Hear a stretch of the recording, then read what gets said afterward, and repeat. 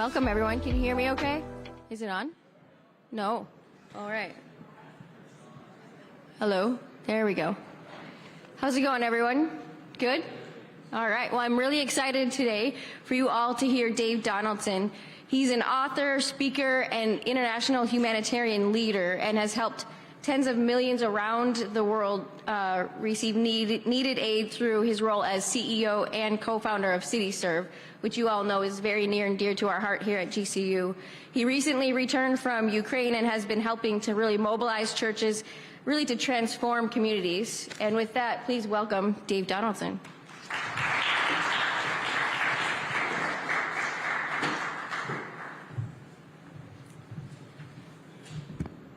Thank you, Allison. Great to see everybody today. I was asked to speak at a church, and the pastor went up to the podium. I thought he was going to introduce me, but instead he resigned from the church. And then he introduced me, and to make matters worse, my sermon topic or title was Never Quit, Never Give Up. Afterwards, I asked this pastor, why are you leaving? And this is what he said. He said, there are just too many problems in this church and community.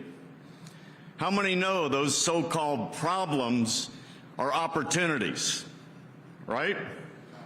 For the Church of Jesus Christ, to bring healing and wholeness. And it's like your arm. If you cut your arm, the white blood cells rush to bring healing. And that's the role of the local church in America and around the globe. And we're so grateful that CityServe is here on the Grand Canyon University campus. And you got your GCU CityServe team here this morning. Let's give them a hand. Nathan, Ashley, okay, you guys stand up. Doing an awesome job. And grateful for Randy Gibb, Allison, and President Mueller, and Jerry Colangelo, who's been a great support to our efforts here. Last night, I hired a friend that I've known for many, many years. We went to college together. And I hired him to spearhead our corporate relations around the world. And I mention that for a couple reasons, because your time here, it's so strategic. You're building relationships with each other, spiritually, emotionally, but also, who knows that the people that you're sitting next to, you may be working with to change this world down the road. My brothers and I started Convoy of Hope many years ago, which is one of the largest nonprofits in the world. And the people that helped us start it, we went to college with. And most of them are still there. And so what an opportunity we have here at GCU. Corporate giving to nonprofits, and I want you to really underscore this, it increased by almost 24% last year. Think about that. Foundation giving only increased by 3%. And so corporate philanthropy around the world is like this. It's meteoric. And what's happening is that nonprofits are trying to be more corporate, and corporate is becoming more nonprofit. In fact, I have with me right here Paul Peisner, my brother-in-law, who just recently joined CityServe, and he's now overseeing NorCal for CityServe, and he will tell you that his role is ambidextrous. He's spending half the time with churches and the other half with businesses. By the way, I got my lovely wife is here, and then my niece, who is a Discovery student. Do you think she should be going to GCU? Okay. Chloe? So there's nothing even close to the increase of corporate philanthropy around the world. And as Allison mentioned, I recently returned from Ukraine. I was there on the border soon after the war broke out, and I can't adequately describe what it was like. It was a tsunami of people escaping from the war, but also they're hiding out from predators. In fact, a day after we were there, they arrested 40 suspected predators. And so I walked into this tent, and this young woman, she was in there, and you'll see an ad here in a little bit that's been running on Fox. And she was holding her baby, and she was crying. And so I went over to her, and we've got 3 daughters, and I gave her a fatherly hug. And she was trembling. And as I pulled away, she pulled me towards her, and this is what she said. She said, "Ne zalshalai mene." Don't leave me. Don't leave me. And that's been our battle cry. We're not leaving Ukraine. We're not leaving. And so we've rushed in over 1 million meals. Another 1 million meals is being distributed next week. Isn't that great? Yep, you bet. And thanks to Grand Canyon University, another 500,000 meals is going to be going in. Give yourself a hand. So we're providing homes, but right now the greatest need is generators. If you've been watching the news, you know, the electrical grid has been blown out. 40% of it's destroyed, and a lot of it is just really damaged. And so we can remedy this with generators. So we're involved in getting donors, corporate donors in particular, to fund the purchase of these generators. So please pray about that. Today I want to give you just really what's one spoke in a big wheel of how to engage donors, corporate donors, individual donors, foundations in your cause. And as I mentioned, if you're in the business school, one way or another, you will be involved in humanitarian efforts. You might be a nonprofit leader, you might work in a church, but a vast majority of the corporations now have philanthropy. They're involved in what's called cause marketing, where they match their logo with that nonprofit's logo. You see Habitat for Humanity do that a lot. They're involved in donating gifts in kind. Now, gifts in kind, that's product, so that could be household goods. So our City Serve warehouse is filled with gifts in kind. That's donated by these corporations like Amazon, Costco, Home Depot, Walmart, and many others. And so one way or another, I believe that since you're very concerned about what's happening in the world, you want to make a difference, you're going to be involved in one aspect of this. So today, I want to talk about how to engage donors. And the first thing is to see your community not as just a community of needs, but a community of assets. And I can tell you, having done this for over 30 years, there is more than enough resources right out there and in here. Okay, I guess that's a spare one. There's more than enough resources to solve every problem in this world. And so see your community as a community of assets. Now the preparation, and by the way, before I get to that, this has been our strategy for CityServe. And so you can see, first of all, we have the gifts in kind that we provide through our hub here, and then that's distributed through pods, typically churches. And we have compassion initiatives, and we have 10 of those. You can see those online. I'm going to highlight one today, helping a woman that was part of an escort service, helping her develop really the skills to get a job. And so I'm going to show a video on that in a moment. And then we have the National Grant Center. And so God has really blessed us. We're now at about $175 million of winnings in grants, most of it from our government. And so this is the focus and the strategy on how we help churches. Every church needs to be a dream center, making a difference. And so that's how we're doing that.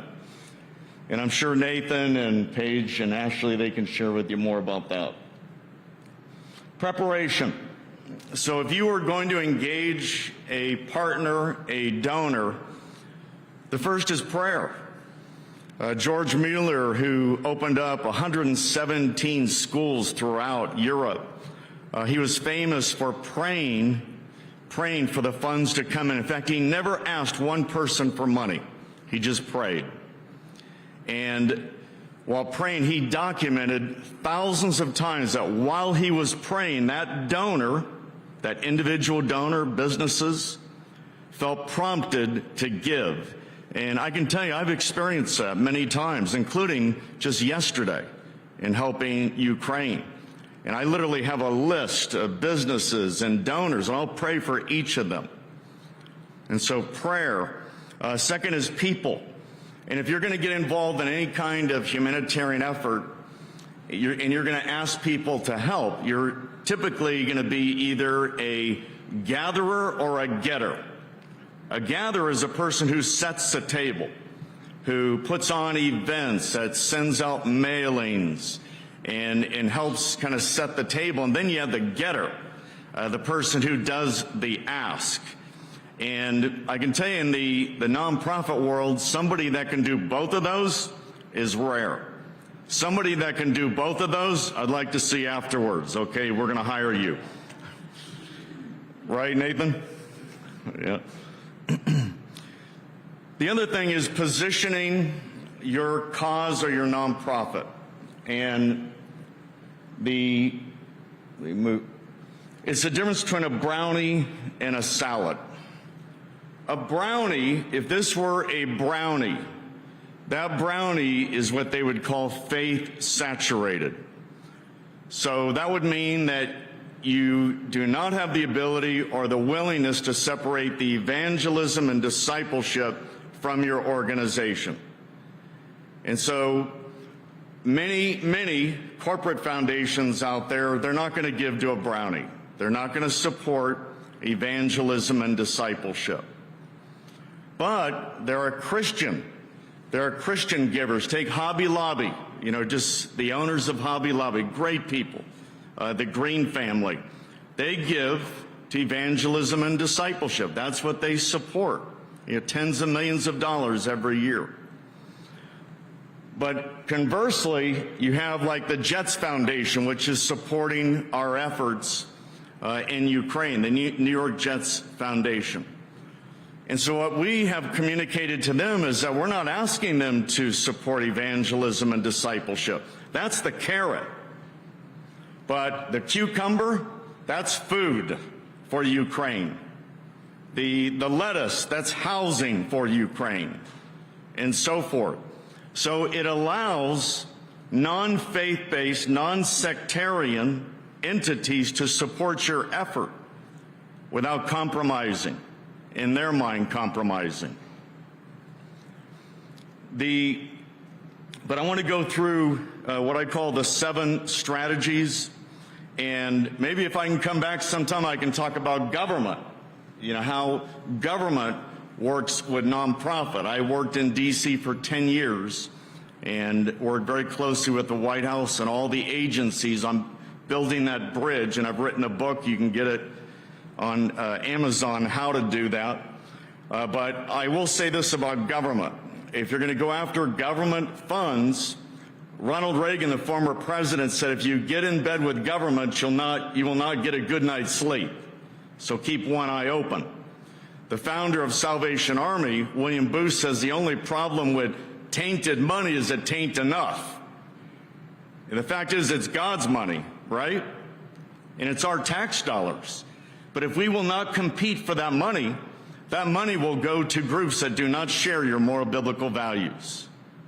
And I saw this firsthand. I served on the Substance Abuse Mental Health Administration Committee for our nation for 4 years, approving tens of millions of dollars of tax dollars. And unfortunately, not enough faith-based groups were even trying to compete. But I have learned this about working with government. There's no such thing as separation of church and state when the state needs what you have. At the same time, you've got to create a firewall. And so perhaps if we do this again, I can share with you about how to create that firewall And like with CityServe, win, tens of millions of dollars that goes to help the needy. I'm going to get into now what I call the 7 R's. You can see the Jets Foundation. First R is relationship. Actually, we are missing a slide here. So I'm going to have to visualize, research. Okay, you got to do your homework. You've got to research. Who is this foundation? What are their hot buttons? How do I position my organization or cause? Do your homework. When you go in to meet with that decision maker, what do they like or dislike? When you meet with an individual donor, ask them, what have you supported in the past? You've got to discover, what is their hot button? I call it draw a box. And so that box is what you both agree on. So let's say with Grand Canyon University CityServe, we can raise funds with businesses like we are outside these walls because we all agree that families here in our own neighborhood desperately need beds for their kids. They need food. Their kids need mentoring. Stay in that box. Unfortunately, many people that are asking for funds, they get outside that box and they want to argue over abortion or Republican or Democrat. That might be good for another debate, but that is not a good way to go for raising money. Stay in the box while you're there, and you're representing people that are suffering around the world.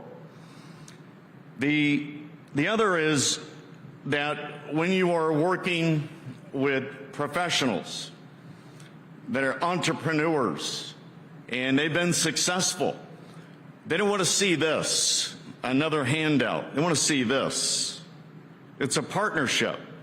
And so you're literally trying to discover in that box, what's your hot button? What's your passion? What's your project? And how can we come together for it to succeed? The next is relationship. And, okay, we found, that was research. Good job. And relationship, it's critical that people genuinely believe that you genuinely care about them. And I remember in Washington, D.C., I was with a friend who was mentoring me on how to work with government officials. And he took me up to the office to this chief of staff, and I just started sharing about Convoy of Hope right away. And then after we were done, we were in the parking lot, and I said, that went well, didn't it? He goes, no, it didn't. Did you notice that there was a picture of him holding a new baby?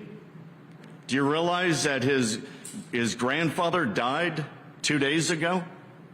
The reason you don't know that is because you were so focused on your thing that you didn't cultivate a relationship. You didn't listen and get acquainted with him. And so relationship, listen to this. Everything moves at the speed of relationship. Everything. Every deal. Every deal. The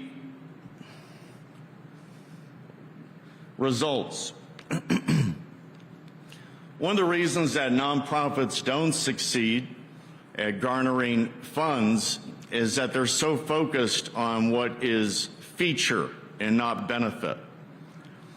Today's donor is moved by typically 2 things to give. One, metrics, so those are outcomes, and testimonials. And so outcomes, for example, if you and I were to start an after-school program, that after-school program, it would include, we're going to train kids, we're going to help them, raise, their cognitive abilities, their scores. But that's what the program is.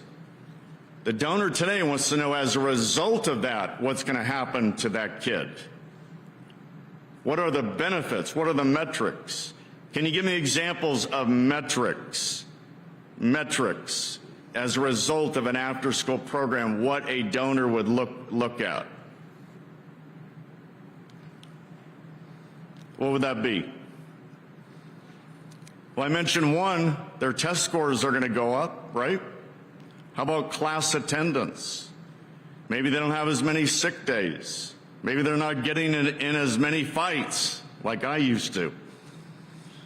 So, but that's how donors today think. The other is testimonial. And, you know, in Revelation it says that people are saved because of the blood of the Lamb and the word of their testimony. And it's that testimony that truly moves people. And I want to show you one. And this is a result of one of our initiatives that is in Bakersfield, Kern County. And this is a job readiness program. And so I want you to open your hearts as you see the story of Amber.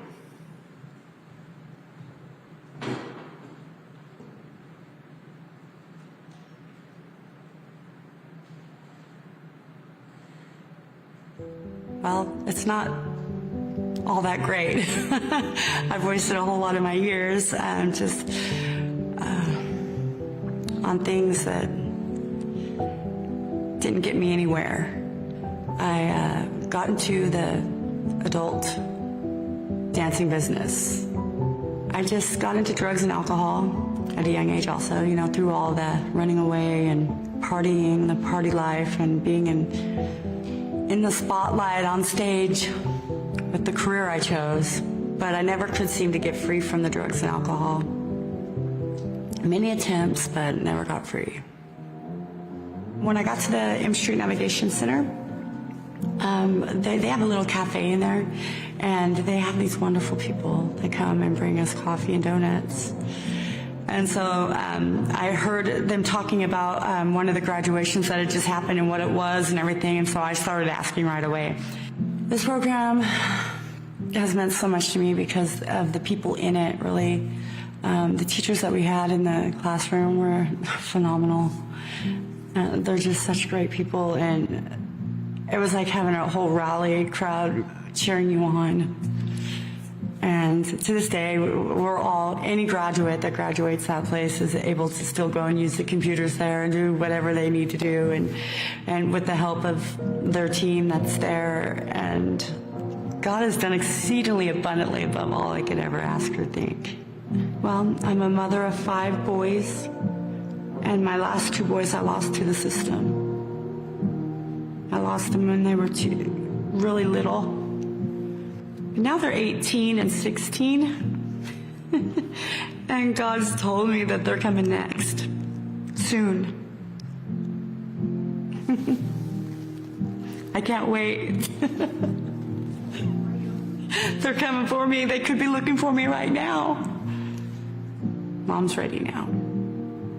I'm not who I used to be. Now I can be a mom. Because I once was an online escort, and I felt like that wasn't what God wanted for me in life. I knew it wasn't. Now I have a respectable job at a hospital, and God has shown me what His purpose for me in life is to be, how to love on His people, and that I'm good at it. I brought this from home because this is one of my most prized possessions that I have in my house. It reminds me of all the work that I did and everything that I accomplished and achieved. And I just dare anybody to try to get clean and sober in this town and let the city rally around them like they did me, because they will bless their socks off. I'm Amber Fisher, and I'm a graduate of the CityServe Educational Collaborative.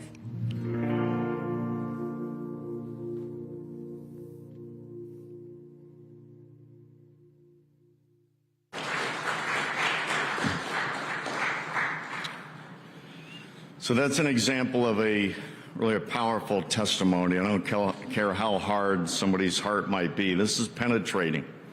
But it also illustrates that as Christians, we are ministering to her, we're believing in her, we're showing her a track, how she can move from dependency to sustainability, deliverance, to really a new life.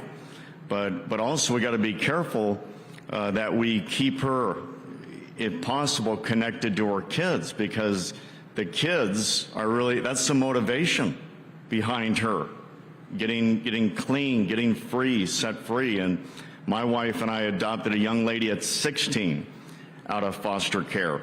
And when we first met her, she was like this. And now you would never know it. Beautiful, married, has a wonderful husband, a great job. But it was important for us to keep her connected with her biological mom, because we want to reach her at the same time. So this is an example of showing a potential donor how they're funding, because we used this recently at a fundraising event, how their funding can make a difference in individual lives, lives that a lot of people have given up on, frankly. We haven't. So from that, we go to resources, and when it comes to showing resources, today's donor, as our CityServe GCU will tell you, they want to see their funds leverage, and they want to make sure they're not the only ones giving. And so we need to show that, hey, this is what we're bringing to the table. We have all this volunteerism at GCU, and we have other funds that we're bringing to the table. You're not the only one giving. You're not the only one participating. But as a result of you helping, this is what we're going to be able to do together. So you are convening. You're building a coalition of the willing to help, and that's very attractive to donors, building collaborations, community collaborations. The next is request, and I wish I had more time to discuss this, but it's so important when you are requesting the funds that you're specific. A lot of times where I've tried to train somebody to ask a donor to give, they do a great job getting up to the ask, but then they don't ask out of fear, fear of rejection. And so that's where you have to, in your mind, you have to think of Amber. You got to think of this young woman there in Ukraine that's fighting for her life, her and her baby. It's not about you. It's about them. And so you die to self so that they can live.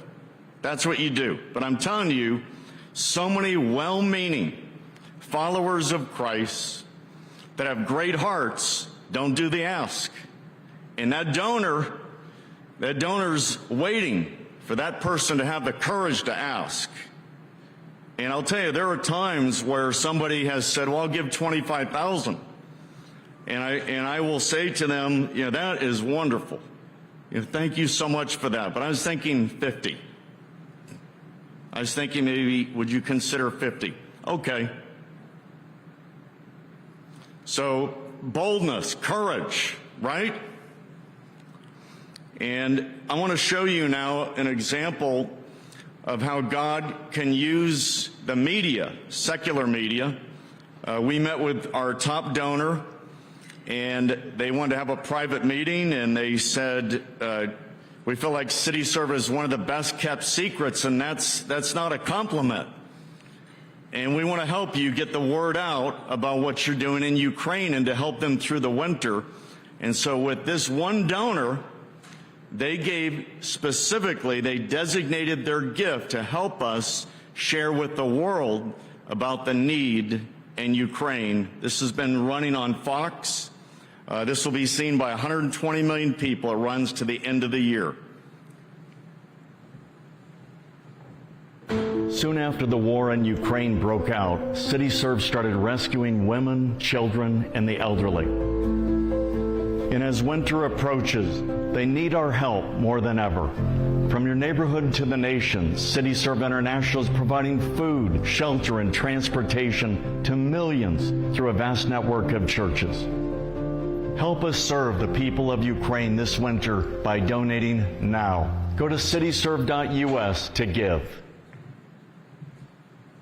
That's the first ad, and it's really bringing in a lot of new resources, fully funded by a donor that God led them to step up and help CityServe get the word out through the media. So pray about this, will you? I mean, this is important. There's a lot at stake, but they're expecting through social media and on the air, 120 million will view this ad, and then we're hoping that God brings in the resources so that we can keep it going with other ads, hopefully not using me.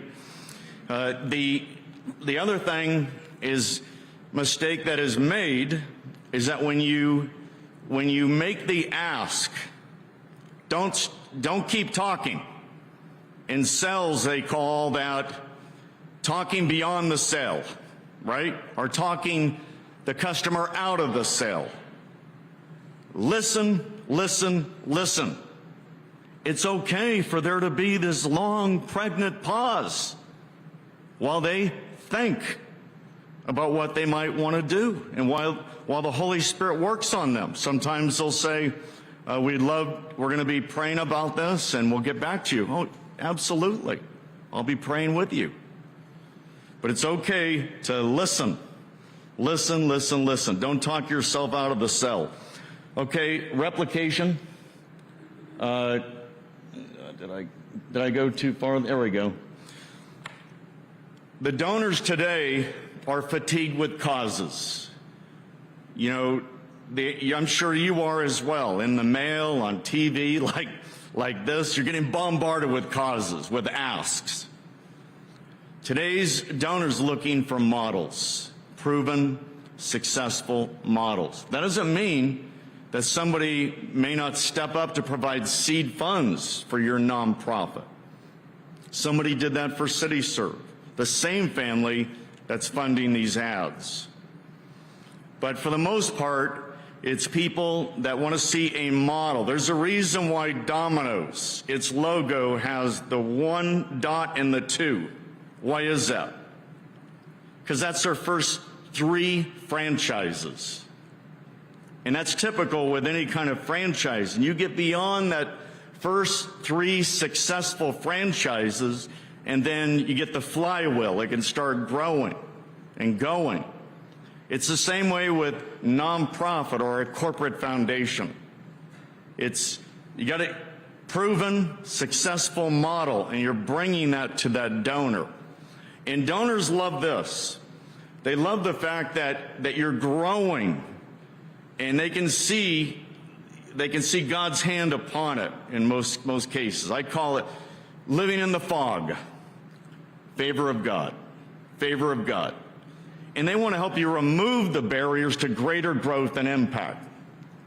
If you can position that ask, that appeal, whether in writing, verbally, or in the media, I need your help to remove this financial challenge so that we can grow. I remember when I was pastoring, and we needed a lot more space for kids in our nursery. The church was growing, and I was over the adult ministries. I had all these parents that were very angry, to say the least. It wasn't safe, it wasn't clean, and so we just put all the kids up on the stage.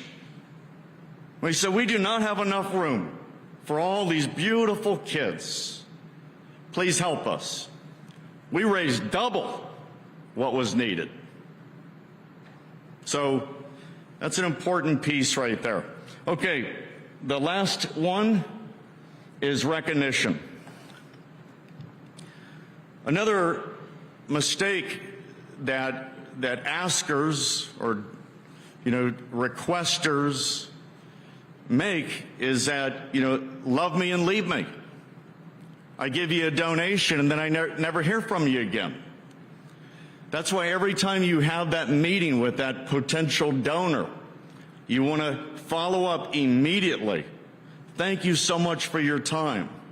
This is my understanding about what we discussed and agreed on. Here are the action steps that I will follow at your request. Keep the line tight. Keep the line tight.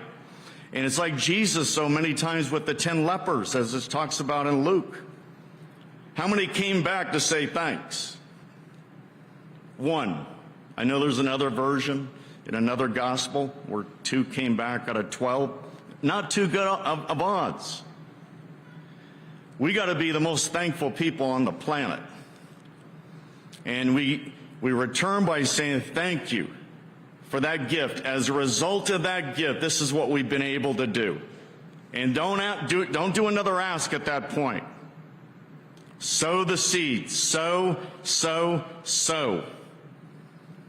And then it's time to reap and to maybe ask again at the right time. But you don't want to do, this while you're patting them on the back.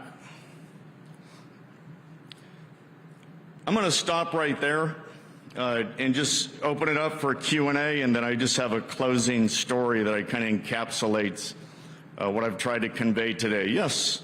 And are these questions being recorded? They are? Okay, because I'll repeat them. Yes.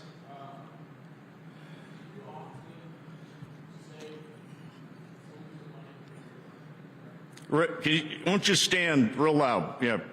So we have somebody's running various projects and whatnot. Do you often have like that was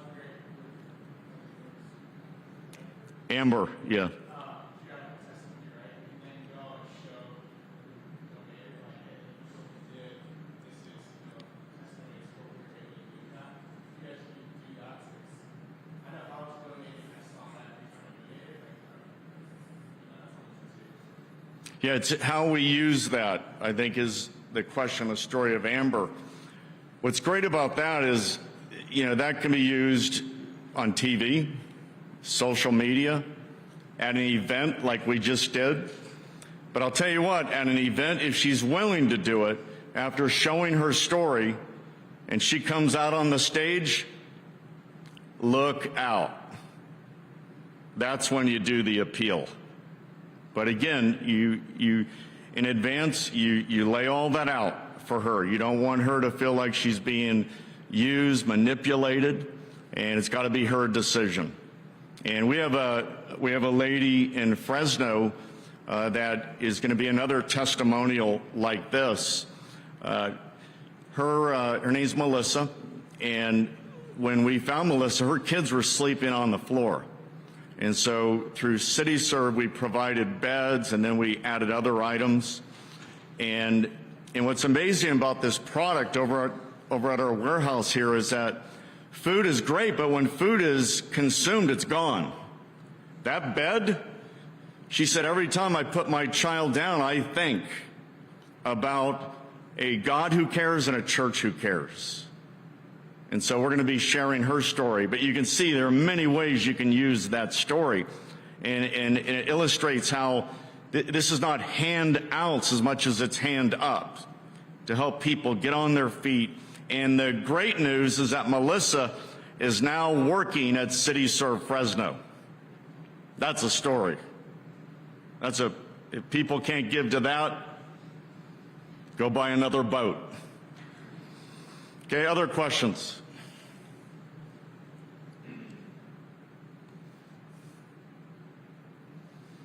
Yes, real loud, please.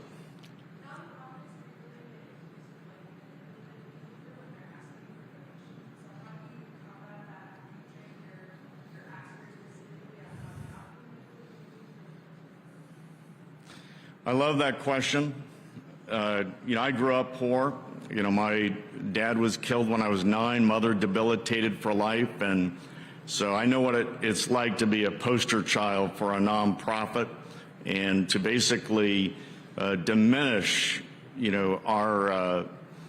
our self-esteem and value. And so I'm personally very conscious of that, and our team, as many of our leaders will tell you, that's something I preach, even at our recent summit, to be, first of all, very aware. We're here to build up the dignity of people, not to tear them down.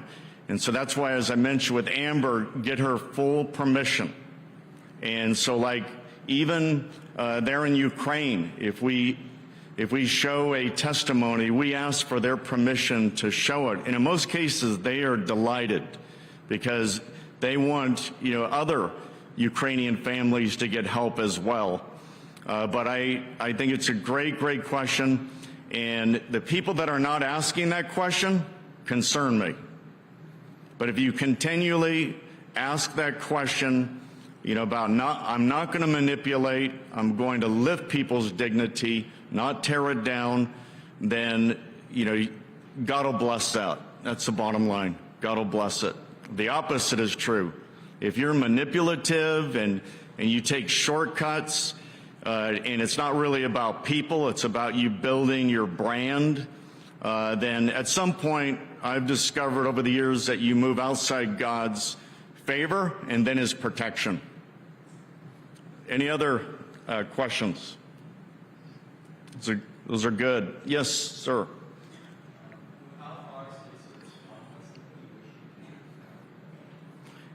I only heard that.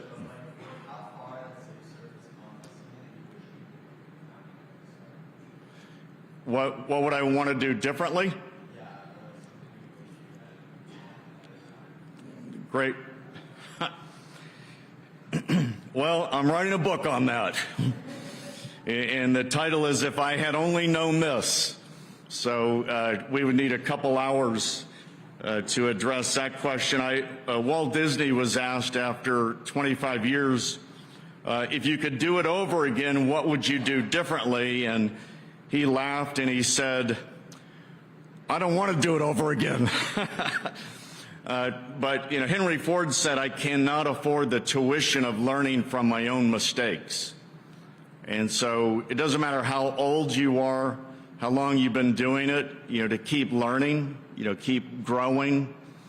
And I would say if I were to start over again, I would probably have hired 2 years ago somebody to spearhead the whole corporate relations. I think we've done well with our procurement, but I think we could have done a lot better with soliciting corporate donors, and so I would have probably made that more of a priority, which we're doing now. Yep. Great question. Read the book. Okay. Anybody else? Yes. How do you go about asking for donations from non-faith-based companies or non-Christian people? Brownie in the salad. Okay, the salad. You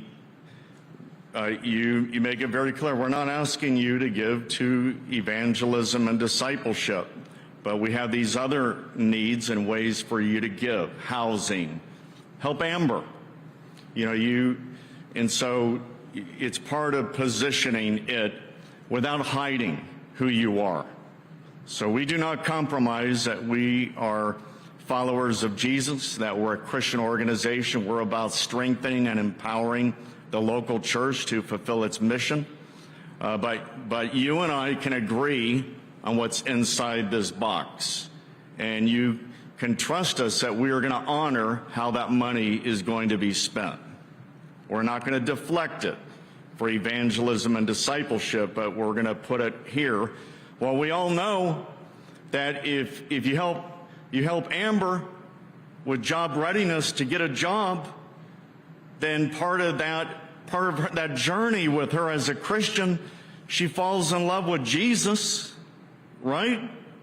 And that's why with all of the product we have out here, it's a tool to meet a need, but to build a relationship with people and to get in their home and their lives. And, when we did Farmers to Families, did any of you participate in that? We did the food box program.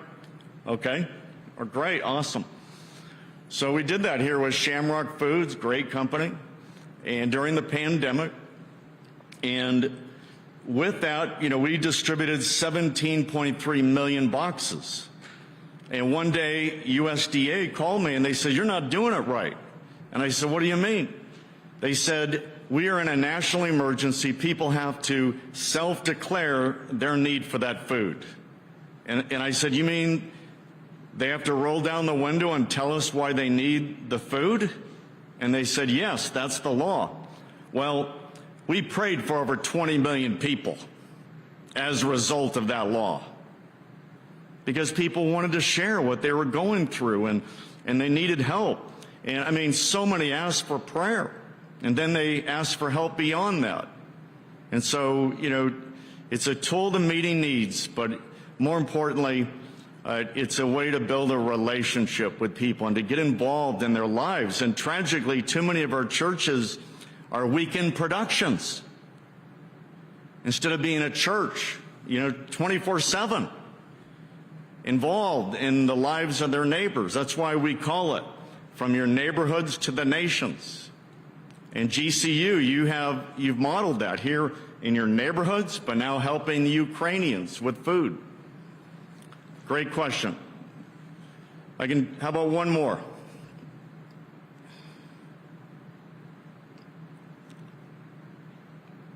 Okay. I want to conclude with this story. I spent a lot of my life in Africa, and my family's been there with me many times as well. And we even consider moving to Nairobi, but been very active in feeding programs there, helping kids out of the Mathare Valley, one of the worst slums in the world. It's about 300,000 people living in a virtual garbage dump.